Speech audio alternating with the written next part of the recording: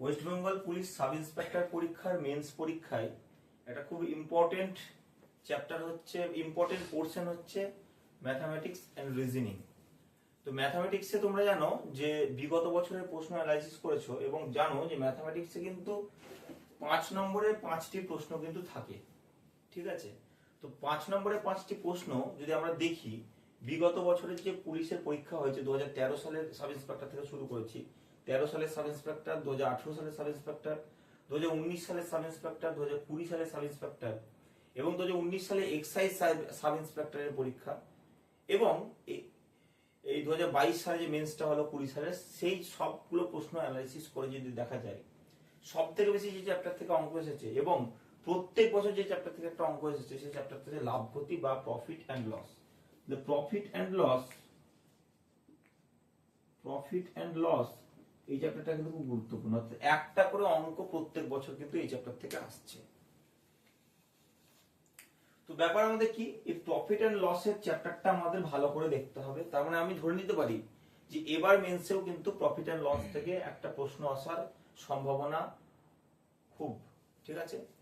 তো profit and loss জিনিসটা কি, তোমরা যারা পরীক্ষা দিয়েছো অর্থাৎ প্রিলি কোয়ালিফাই করবে, তোমরা খুব ভালো করে জানো প্রফিট অ্যান্ড লস কি। প্রফিট অর্থাৎ লাভ এবং লস মানে ক্ষতি। তাহলে আমি বেশি কিছু বলবো না, তোমরা জানো, তাও আমি জেনে নেবো যে কস্ট প্রাইস বা ক্রয় মূল্য কাকে বলে। প্রফিট অ্যান্ড লস ক্রয় মূল্য, বিক্রয় মূল্য, ঠিক আছে, ধার্য মূল্য, লাভ, ক্ষতি এবং ছাড় বা ডিসকাউন্ট, এই কথা জিনিস তোমার জানতে হবে। ক্রয় মূল্য বা কস্ট প্রাইস। কস্ট প্রাইস কি, খুব বেসিক কনসেপ্ট আমি দিচ্ছি, পরবর্তী ক্ষেত্রে যখন আমি শুধু লাভ ক্ষতি নিয়ে ভিডিও করব তখন খুব ডিটেলস আমি করাবো, কিন্তু তোমরা জানো তাই আমি বলে দিচ্ছি। কস্ট প্রাইস মানে যে কোনো দ্রব্যের যেটা কেনা দাম। অর্থাৎ মনে করো, ধরো একটি তুমি বই, ঠিক আছে, একটি বই ধরো তুমি কি করেছো, কলেজ স্ট্রিট থেকে কিনে আনছো এবং এখানে ও তোমার শহরে এসে বিক্রি করছো। কলেজ স্ট্রিট থেকে ধরো একটি বই তুমি কিনে এনেছো 600 টাকায়। এবার তুমি এটা বিক্রয় করবে, নিশ্চয়ই 600 টাকায় বিক্রয় করবে না। তুমি ধরো ডাইরেক্টলি অন্য কিছু আমি কস্ট দেখলাম না, অর্থাৎ আমার যাতায়াত খরচ, খাওয়া দাওয়া খরচ সব ছেড়ে দিলাম, ধরলাম না, সব ধরলে আরো হয়তো বেড়ে যাবে, বা সব নিয়ে যদি 600 টাকা হয়, তুমি ধরো এটা বিক্রি করলে কত, 750 টাকায় ধরো বিক্রয় করলে এই যে টাকায় কিনে এনেছো এটাকে বলছে কস্ট প্রাইস, যেটা তোমার কিনতে খরচ হয়েছে। এবার এটা বিক্রি করলে 750 টাকায়, এইটাই হচ্ছে সেলিং প্রাইস বা বিক্রয় মূল্য বা সেলিং প্রাইস, যেটা বিক্রি করছো। খুব সিম্পল হিসাব, সবাই জানো। তাহলে লাভ কি, দেখো বিক্রয় মূল্যটা সবসময় এখানে কিন্তু ক্রয় মূল্যের থেকে বেশি। অর্থাৎ তুমি এইটা বিক্রি করে এইটাকে কিনে এনে কিছু টাকা তোমার প্রফিট হয়েছে বা লাভ হয়েছে। লাভটা কত, বিক্রয় মূল্য মাইনাস ক্রয় মূল্য, এটা হচ্ছে লাভ, তাই তো? এটা হচ্ছে লাভ। কত টাকা লাভ, 150 টাকা লাভ, এটা হচ্ছে প্রফিট, ঠিক আছে? এবার ব্যাপার হচ্ছে, ধরো দেখা গেল যে তুমি কি করেছো, তুমি এই 600 টাকারই বই ধরে 10 কপি কিনে এনেছো, 10 কপি 600 টাকার বই কিনে এনেছো। এবার 10 কপি 600 টাকার বই কিনে আনার জন্য তোমার কি হয়েছে, তোমার খরচ হয়েছে কত, 6000 টাকা হলো। এবার তুমি দোকানে এনে রেখেছো, ধরো উই লেগে বই কেটে দিয়েছে, 10 কপির মধ্যে ধরো 5 কপি বই কেটে দিয়েছে, ঠিক আছে? 5 কপি বই কেটে দেওয়ার জন্য 5 কপি বই তোমার বিক্রি হলো না, নষ্ট হয়ে গেল। তুমি তাহলে 5 কপি বিক্রি করলে এবং কি করলে, তুমি 5 কপি ধরো 700 টাকা করে বিক্রি করলে, কত টাকা বিক্রি হলো, 3500 টাকায়। এখানে কি তোমার লাভ হলো, আসল দামটা কি উঠলো না। এইটা তোমার কস্ট প্রাইস, এইটা তোমার সেলিং প্রাইস। তাহলে এই সেলিং প্রাইসটা তোমার কিন্তু কস্ট প্রাইসটা কম হয়ে গেল, অর্থাৎ মাইনাসে চলে গেল। তাহলে যেহেতু এইখানে সেলিং প্রাইসটা কম, তাই কস্ট প্রাইসটা বেশি, তাই কস্ট প্রাইস থেকে আমি সেলিং প্রাইস বাদ দিলাম। কত হচ্ছে, 6000 মাইনাস 3500, ঠিক আছে? কত হচ্ছে, 2500 টাকা তোমার এখানে লস হয়ে গেল। অর্থাৎ এইটা তোমার লাভটা তো উঠলোই না, এই টাকাটা তোমার লস গেল, যে টাকায় কিনে এনেছো, এটাকে বলছে লস বা ক্ষতি। এবার আরেকটা জিনিস এখানে আমাদের জানতে হবে, সেটা হচ্ছে ধার্য মূল্য। ধার্য মূল্য কি, বইয়ে দেখবে এমআরপি বলে একটা অপশন এ থাকে, যে কোনো জায়গায় এমআরপি, ম্যাক্সিমাম রিটেল প্রাইস, ঠিক আছে, এইটা থাকে, ঠিক আছে? কিন্তু যেটা এমআরপি থাকে সব ক্ষেত্রে সেই দামটা দিতে হয় না, ঠিক আছে? এইটাকে আমি ধার্য মূল্য ধরতে পারি। ধরো তুমি 600 টাকায় বইটি কিনে এনেছো, কিন্তু বইয়ের মধ্যে প্রিন্টেড আছে বইটির দাম হচ্ছে 800 টাকা, বইয়ের মধ্যে প্রিন্ট আছে এটা, অর্থাৎ তুমি বললে 800 টাকা দাম, ঠিক আছে? তাহলে 800 টাকা কিন্তু বিক্রয় করলে না, এটা সেলিং প্রাইস নয়, বইয়ে এটা দেওয়া আছে, ঠিক আছে? এটা বইয়ের মধ্যে দেওয়া আছে। তাহলে কোন দ্রব্য যে মূল্যে বিক্রয়ের জন্য চিহ্নিত করা হয়, ধরো এটা ধরো তোমার কি হলো, এইটা তুমি বিক্রয়ের জন্য চিহ্নিত করা হয়েছে, এই মূল্যটা, এটা হচ্ছে ধার্য মূল্য, অর্থাৎ এই মূল্যটা দিয়ে তুমি কিন্তু বইটা বিক্রি করবে, সেটা লেখা আছে দামটা, তুমি এই মূল্যে বিক্রি করতেও পারো নাও পারো। এবার যদি ধরো বললে যে আমি এই লিখি, এই দামটা তো কেউ জানে না তুমি কিনে এনেছো, তোমার কেনা দাম এটা, এটা কেউ জানে না, ঠিক আছে? তুমি বললে আমি এর ওপর কি করবে, 10% লেস দেবো, লেস করবো, তাহলে তোমার দাম বিক্রয় মূল্য কত হবে, 800 ইন্টু 10/100 কত হলো, 80 টাকা এখান থেকে কমে যাবে। তাহলে 800 টাকা থেকে 80 টাকা কমে যাওয়া মানে কি হওয়া, মানে 720 টাকায় তুমি বইটা কিন্তু বিক্রি করলে। তাহলে এটা তোমার হয়ে গেল সেলিং প্রাইস আফটার ডিসকাউন্ট, কত, 10% ডিসকাউন্ট দেওয়ার পর সেলিং প্রাইস হলো 720 টাকা। তুমি কিনে এনেছো কত টাকায়, কস্ট প্রাইস কত, 600 টাকায়, এটা কিন্তু কেউ জানে না, যারা কিনেছে তারা জানে না। তার মানে তোমার কিন্তু এখানে চুপি সাড়ে 120 টাকা লাভ হয়ে গেল, এটা হয়ে গেল তোমার প্রফিট। এই আমাদের কনসেপ্ট। তাহলে যেটা ছাড় দিলাম, ডিসকাউন্ট দিলাম, এটাকে ছাড় বা ডিসকাউন্ট বলে। এখানে 10% আছে ছাড় বা ডিসকাউন্ট, ঠিক আছে? এখানে 800 টাকা হচ্ছে ধার্য মূল্য, ঠিক আছে? ধার্য মূল্য বা ধার্য মূল্যকে আমরা কি লিখতে পারি, ধার্য মূল্যকে আমরা লিখতে পারি মার্কেট প্রাইস লিখতে পারি বা ম্যাক্সিমাম রিটেল প্রাইস লিখতে পারি। এই যে টাকা যদি কিনে এনে সেটা কস্ট প্রাইস, এবং এই যে তোমার 120 টাকা হলো এটা প্রফিট। প্রফিটের পার্সেন্টেজ বার করতে হয়, প্রফিটের পার্সেন্টেজ যদি এখানে আমি দেখে নিই, দেখো তুমি কত টাকা কিনে এনেছো, প্রফিটের পার্সেন্ট মানে profit by cost price into 100, এটা প্রফিটের পার্সেন্ট। লসের পার্সেন্ট কিভাবে, loss by cost price into 100। খুব বেসিক জিনিস এগুলো, এগুলোতেই অঙ্ক হবে, এগুলোকেই একটু বাড়িয়ে চাড়িয়ে বড় করে করা, ঠিক আছে? তো এই আমাদের লাভ ক্ষতি। এই চ্যাপ্টারের পর যদি অঙ্ক দেখি, আমরা দেখব প্রত্যেকটা পরীক্ষায় সাব ইন্সপেক্টরের যা এসেছিল, যে পরীক্ষাগুলো হয়েছিল, একটা করে অন্তত কোশ্চেন আমরা লাভ ক্ষতি থেকে পেয়েছি। তো লাভ ক্ষতি থেকে আমি এখন একটা অঙ্ক করব। ধরো এরকম একটা অঙ্ক দিয়েছে, এক ব্যক্তি 2 টাকায় 3টি দরে কিছু লেবু কিনলেন, অর্থাৎ কি করলেন, 2 টাকাতে 3টি করে লেবু পেয়েছেন, এবং 3টি লেবু তিনি কেনেননি, তিনি কিছু লেবু কিনেছেন, তিনি কিছু লেবু কিনেছেন, ঠিক আছে? কত লেবু, কিছু লেবু আমি জানি না, কিছু লেবু তিনি কিনেছেন, এবং কি করলেন, এবং ওই একই পরিমাণ লেবু, এই যে কিছু পরিমাণ লেবু, সেই পরিমাণ লেবু তিনি কি করেছেন, 3 টাকায় 2টি দরে, মানে টাকার দাম বেড়ে গেল, 3 টাকা হয়ে গেল, লেবুর পরিমাণ কমে গেল, 2 টাকা হয়ে গেল। কথাটা কি বললাম, বুঝে গেল?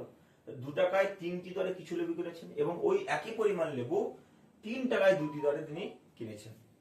এবার কি হয়েছে, বলছেন যদি তিনি 2 টাকায় 2টি লেবু বিক্রয় করেন, এবার বিক্রির ক্ষেত্রে এগুলো কস্ট প্রাইস চলে এলো, প্রথমে কস্ট প্রাইস 1 নম্বর এবং কস্ট প্রাইস 2 নম্বর। যদি তিনি 2 টাকায় 2টি দরে, 2 টাকায় 2টি করে লেবু দরে যদি বিক্রি করেন, ঠিক আছে, এটা সেলিং প্রাইস হয়ে গেল, তাহলে তার কত লাভ বা ক্ষতি হবে, ঠিক আছে? কত শতাংশ লাভ বা ক্ষতি হবে এটা বলেছে, কত পার্সেন্ট লাভ বা ক্ষতি হবে।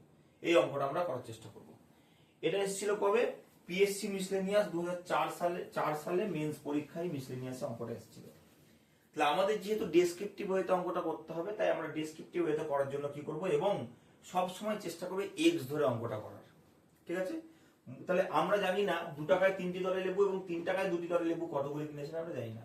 তাহলে 2 টাকায় 3টি দরে যতগুলি লেবু কিনেছেন, 3 টাকাতেও দুটি লেবু তত দরেই কিন্তু তিনি কিনেছেন, ঠিক আছে? তাহলে কটি লেবু কিনেছেন জানি না, তাই আমরা প্রথমেই লিখবো, ধরি লোকটি উভয় প্রকারের এক্সটি করে লেবু কিনেছেন। তাই লিখে দেবো, ধরি লোকটি উভয় প্রকার লেবু প্রকারের, ঠিক আছে, এক্সটি করে লেবু কিনেছেন, অর্থাৎ 2 টাকায় 3টি দরে এক্সটি লেবু কিনেছেন, এবং 3 টাকায় 2টি দরে এক্সটি লেবু কিনেছেন, এক্সটি করে, ঠিক আছে, লেবু ক্রয় করেছেন, লেবু ক্রয় করেছেন। পরিষ্কার, প্রথমে আমি এক্স ধরে শুরু করে দিলাম অঙ্কটা, ঠিক আছে, ধরি লোকটি উভয় প্রকারের এক্সটি করে লেবু ক্রয় করেছেন। এভাবে লিখবে, দেখবে একদম অঙ্কটা ঠিকঠাক হবে। প্রথম প্রকারের ক্ষেত্রে কি করেছেন, তিনি 3টি লেবুর ক্রয় মূল্য 2 টাকা। তাহলে প্রথম প্রকারের ক্ষেত্রে প্রকার লেবুর, ঠিক আছে, কি বলেছে, 3টি লেবুর ক্রয় মূল্য 2 টাকা। তাহলে লিখবে 3টি লেবুর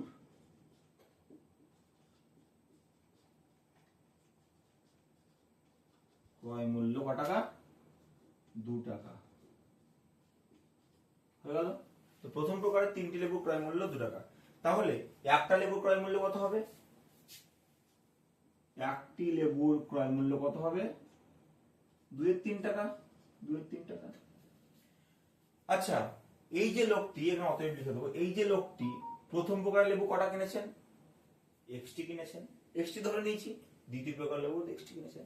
তাহলে অতএব এক্সটি লেবুর ক্রয় মূল্য কি হবে, গুণ হয়ে যাবে 2x/3 টাকা। হয়ে গেল। এটা আমরা প্রথম প্রকারের লেবুর ক্রয় মূল্য পেয়ে গেলাম।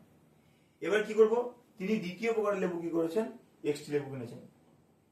তাহলে এখানে 3টি লেবু থেকে দাম 2 টাকা, একটি লেবুর দাম 2-3 টাকা, এক্সটি লেবুর দাম 2x/3 টাকা। তাহলে দ্বিতীয় প্রকারে কি বলেছেন, দুটি লেবুর দাম হচ্ছে 3 টাকা।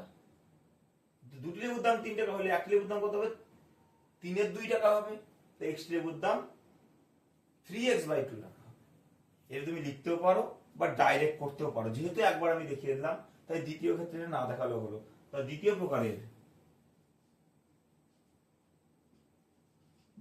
প্রকারের যদি সময় থাকে লিখতেও পারো, হ্যাঁ, না লিখলেও হবে। দ্বিতীয় প্রকারের কি হবে, এক্সটি লেবুর, একবার ডাইরেক্ট লিখে দিলাম, লেবুর ক্রয় মূল্য মানে কস্ট প্রাইস, এক্সটি লেবুর ক্রয় মূল্য কত টাকা, সমান আমরা কি লিখতে পারি, দেখো এক্সটি লেবুর ক্রয় মূল্য 2x/3, ওখানে যেহেতু দুটি লেবুর দাম 3 টাকা, তাই কি হবে 3x/2 টাকা হবে দ্বিতীয় প্রকারের। ওটাও কিন্তু এভাবে করলে এইভাবে আর দুটো লাইন যোগ হতো। ঠিক আছে, হয়ে গেল। মোট ক্রয় মূল্য কত, প্রথমে ক্রয় মূল্য হচ্ছে এইটা প্রথম প্রকারের, আর দ্বিতীয় প্রকারের ক্রয় মূল্য হচ্ছে এটা। মোট ক্রয় মূল্য আমরা বের করে নেবো।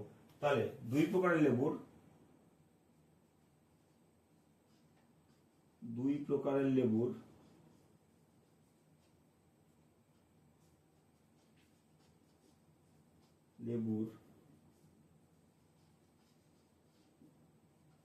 মোট ক্রয় মূল্য,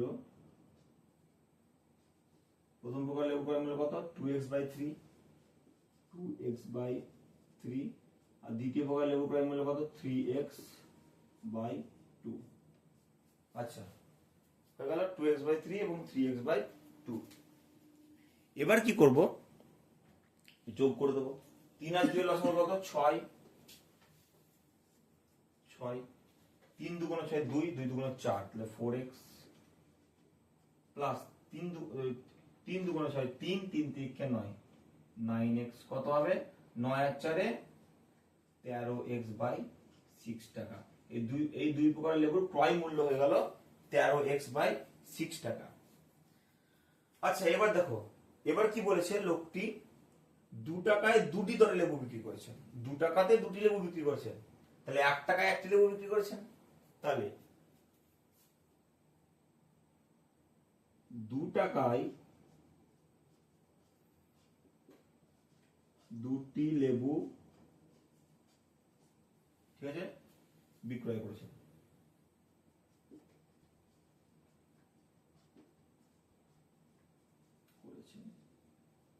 ঠিক আছে, অতএব 1 টাকায় কি হয়েছে, 2/2টি লেবু বিক্রয় করেছেন। এবার কি বলেছে, তিনি কি করেছেন, তাহলে কি 2/2 মানে কি, 1 টাকায় একটি লেবু বিক্রি করেছেন, এটাই তো হয়ে গেল। মোট কতগুলি লেবু কিনেছেন, দেখো প্রথম প্রকারের এক্সটি এবং দ্বিতীয় প্রকারের এক্সটি, কটি লেবু টোটাল হচ্ছে 2x লেবু। তাহলে একটি লেবুর ক্রয় মূল্য যদি x টাকা হয়, বা এটাকে উল্টে লিখে দাও, একটি লেবু দুটি লেবু 2 টাকায়, উল্টে দাও, দুটি লেবু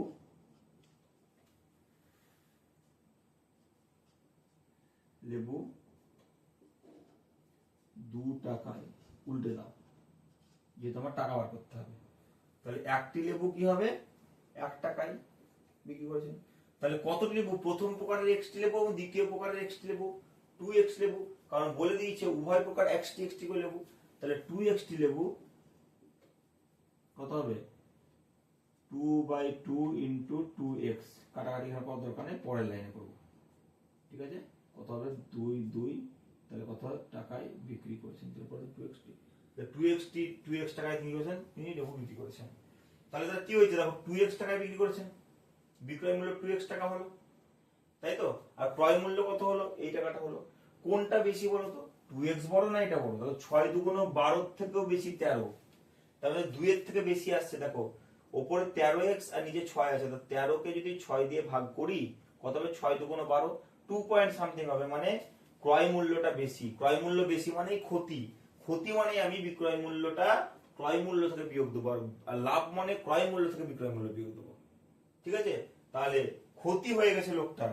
কেন ক্ষতি বুঝতে পারলে, এখানে শুধু 2x বেরোচ্ছে তার বিক্রয় মূল্য, আর তার ক্রয় মূল্য কিন্তু 2x এর থেকে বেশি বেরোচ্ছে 6 দিয়ে কেটে দিলে। ঠিক আছে, ক্লিয়ার? বেশ, তাহলে কি হয়েছে, তাহলে তার লেবুতে কিন্তু ক্ষতি হয়ে গেছে, তাহলে ক্ষতির পরিমাণ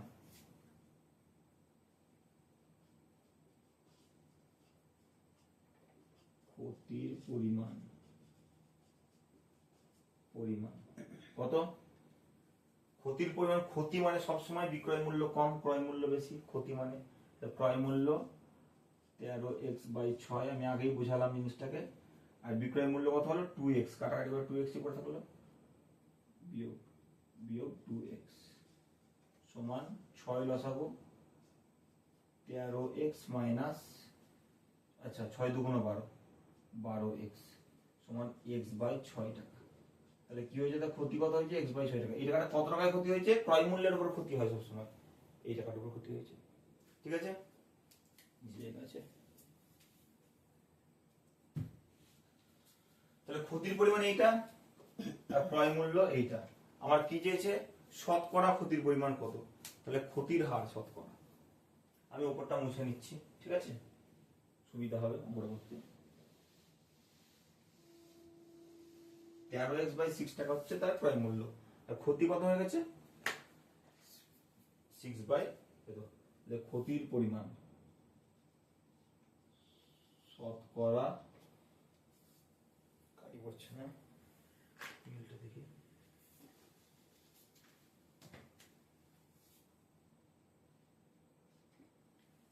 পেনটা বন্ধ ছিল তো খালি করছে না।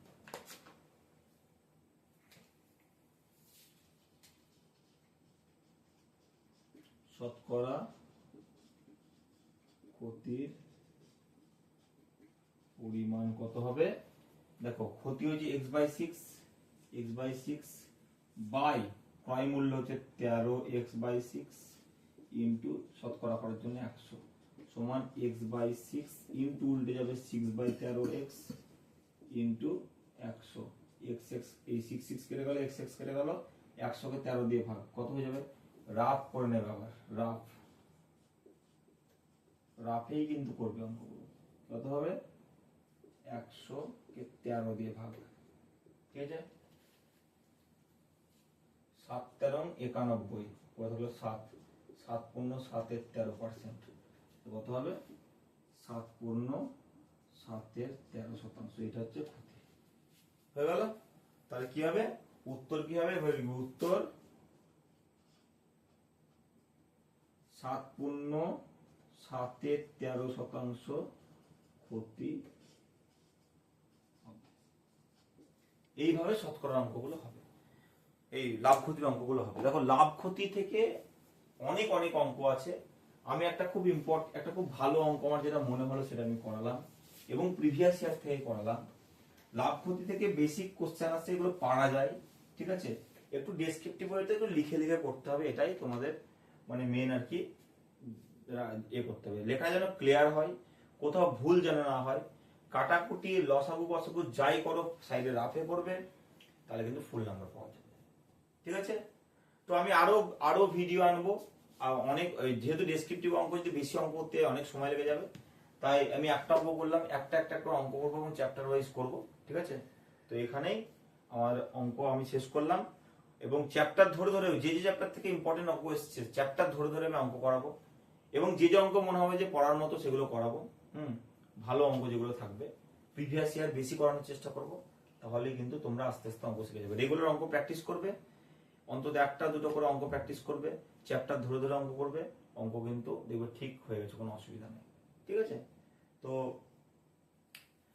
যদি কোনো সমস্যা হয় কমেন্ট করবে আমাকে, আর চ্যানেলটাকে সাবস্ক্রাইব করবে, লাইক করবে এবং শেয়ার করবে, হ্যাঁ, এবং সঙ্গে থাকবে।